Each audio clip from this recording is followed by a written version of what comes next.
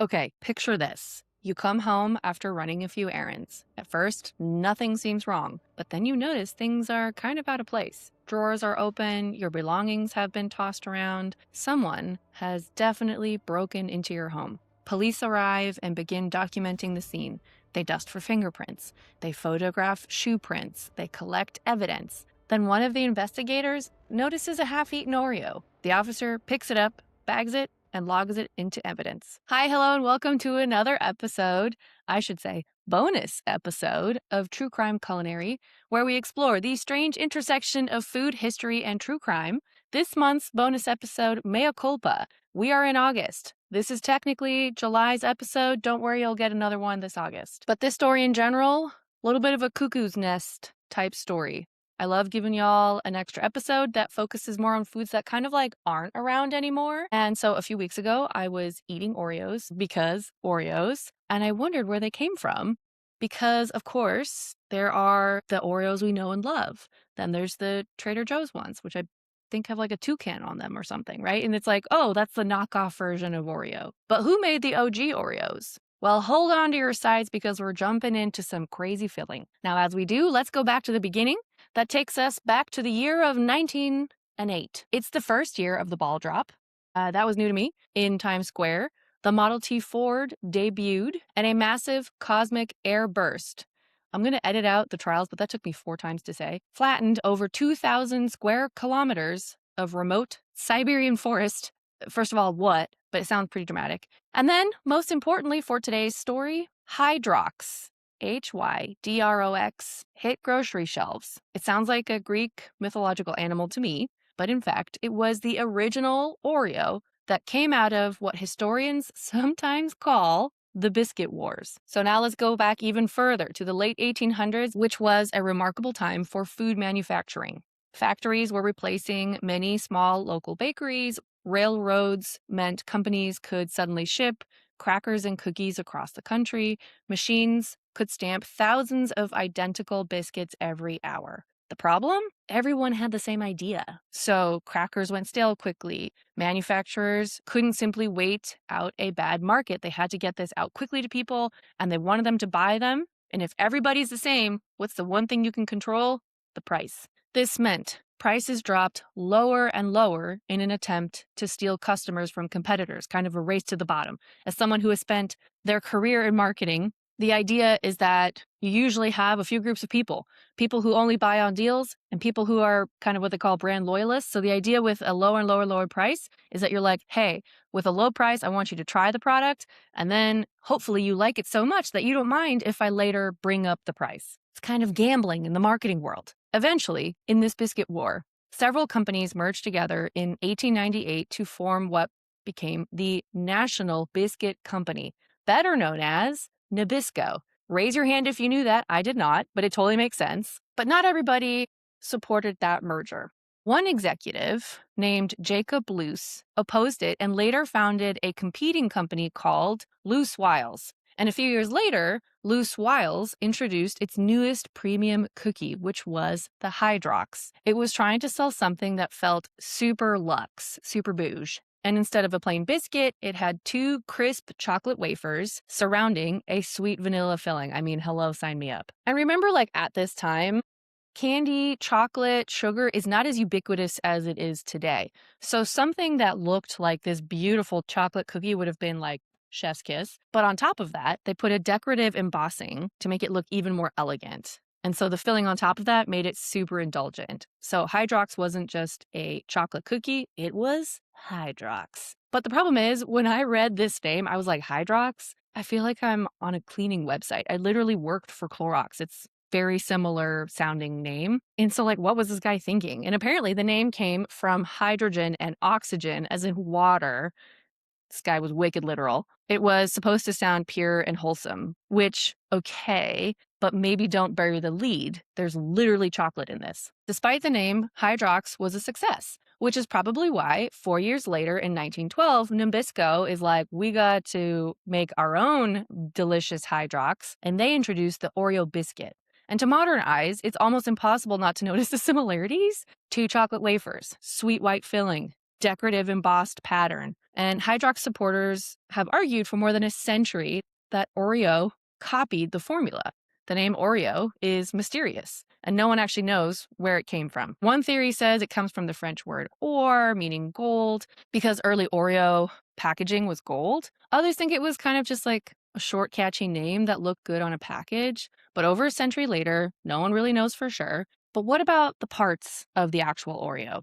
Despite what we call it, the middle isn't actually cream. Oreo spells it CREME, OEE, creme.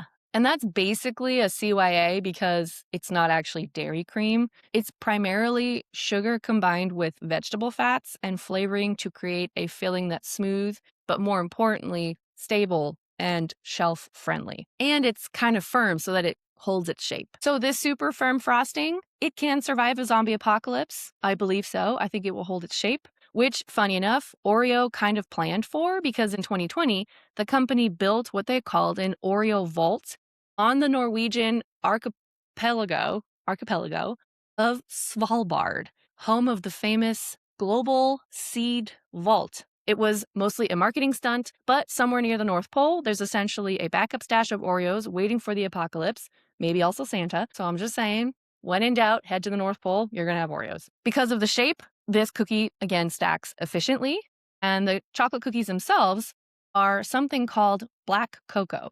The cocoa has been heavily alkalized. Let's have a science moment. What does alkalized mean? I didn't know, so I went Googling. Alkalized cocoa, which is also sometimes labeled as Dutch cocoa, is a process that makes cocoa darker, less acidic, and much less bitter than natural cocoa powder. Sidebar, now I know why recipes ask for Dutch cocoa. I just thought it was like cocoa from the Netherlands. Okay, whoops. This Dutch cocoa or alkalized cocoa makes it a lot easier to mix with water. Overall, just a slightly easier way to work with cocoa. That's why an Oreo tastes different from most homemade chocolate cookies. It's less about the chocolate and it's more about the contrast between the dark cookie and the sweet filling. So, our Oreo friends used lard as its primary fat. Lard comes from what? A pig. And that wasn't unusual for the early 20th century, but that meant it wasn't certified kosher. So, meanwhile, Hydrox happened to be kosher, which for many years gave Hydrox an advantage with some consumers and food manufacturers. But by the 1990s, Oreo had become enormously successful. The company spent years reformulating recipes, production lines, replacing animal fat with vegetable oils, and earning Orthodox kosher certification in 1997. Maybe that doesn't sound like a big move, but it wasn't just about selling cookies. This move to using vegetable oil and becoming kosher made it easier for other companies, including, can you guess which industry really got excited about cookies? The ice cream manufacturers. They got super excited about Oreos in their products. I mean, who among us doesn't love that? But cookies and cream ice cream already existed by this point, but manufacturers increasingly wanted to use actual Oreos instead of generic sandwich cookies, obviously because of the branding, right? If you already love Oreos, you're way more likely to buy an ice cream that has Oreos in it. By becoming kosher, it made it much easier for real Oreos to end up in everything from ice cream to commercial desserts.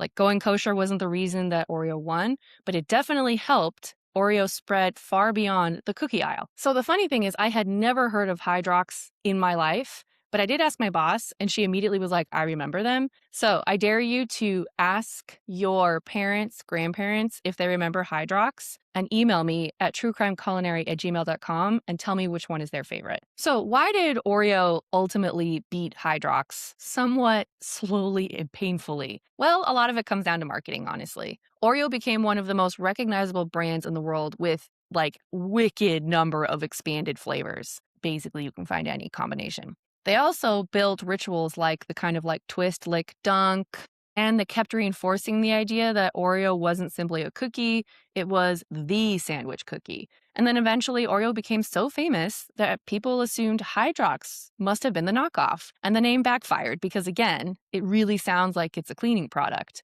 Now, Hydrox creator Jacob Luce wasn't some guy who kind of made the cookie and disappeared, thankfully. He was one of the biggest names in American baking.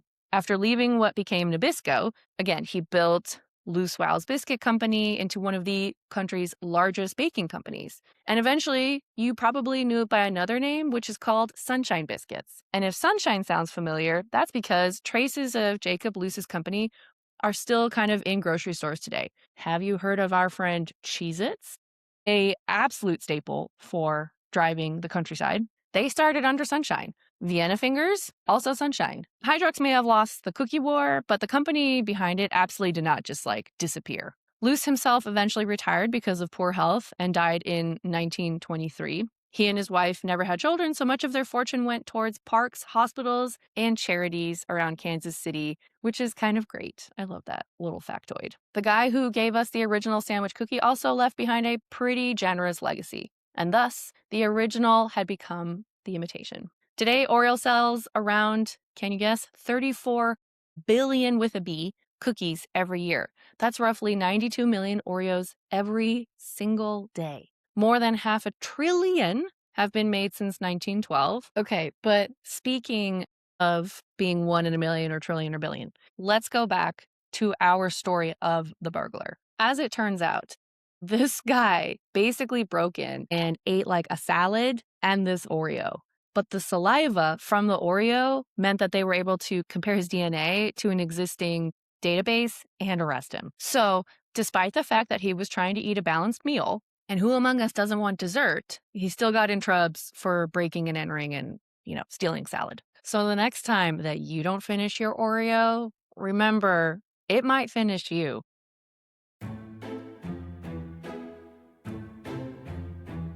Until next time, stay curious and be careful what's in your cup.